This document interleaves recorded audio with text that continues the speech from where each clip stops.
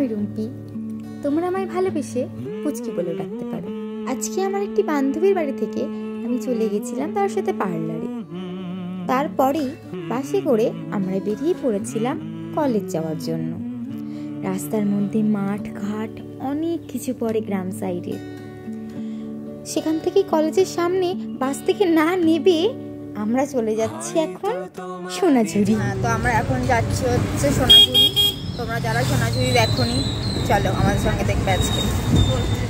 তার কিছুক্ষণের মধ্যে টোটো করে পৌঁছে গেলাম আমরা সোনাঝুরি। এত সুন্দর সুন্দর কালেকশন এখানে। এগুলো ছিল তামার তৈরি গলার হাতের অনেক কিছু সামগ্রী। আমার এত পছন্দ হয়েছিল যে আমি গলায় একটা পরে নিয়েছিলাম। এবার চলো তোমাদের প্রত্যেকটা কালেকশন দেখাতে থাকি, তোমরা একটু মন দিয়ে দেখতে থাকো।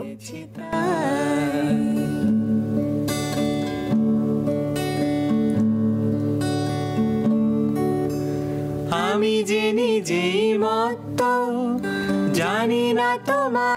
তারপরে আমার বান্ধবী দেখাতে শুরু করলো আমাদের বাড়ির বাচ্চাটার জন্য কিছু জামা। এত সুন্দর সুন্দর জামা পাওয়া যায় এখানে, গেলে যেন মনটা ভরে যাবে। তারপরেই আমরা বেরিয়ে পড়লাম বাড়ি যাওয়ার জন্য। গাইস আমরা এখন ইয়ে থেকে বেরিয়ে গেছি সোনাঝুরি হাট থেকে। তো তোমরা যদি বোলপুরের আশেপাশে কেউ হও বা আমাদের ওদিকেরই হিন্দমোটরের দিকে বা কলকাতার দিকেরই কেউ হও, আমি তো থাকি এখন বোলপুরে, বলতে গেলে আমার বোলপুরেই এখন বাসস্থান। তো যদি কেউ ওদিকার হন নিশ্চয়ই আসবেন। আমাদের এখানে বহু ভালো ভালো কালেকশন আছে, শুধুমাত্র বার্গেনিং করতে জানতে হবে আর একটু ঝামেলাঝাটি করে জিনিসপত্র নিলে ঠিক দিয়ে দেয়। আর পালিয়ে যাবেন হুট করে, তারপর দেখবেন পিছন থেকে ডাকছে ম্যাডাম নিয়ে যান কত টাকায় দেবেন বলছেন দিদি। তো একটু বার্গেনিং করতে জানতে হবে, তাহলে সোনাঝুরি জিনিস খুব সস্তায় পাবে। তারপরে হুট করে চোখে পড়লো এই সুন্দর রিসর্টটা। তার কিছুক্ষণের মধ্যেই বাসে উঠে গেছিলাম আমরা।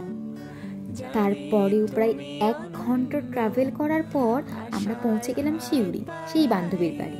আজকের মতো টাটা, বাই।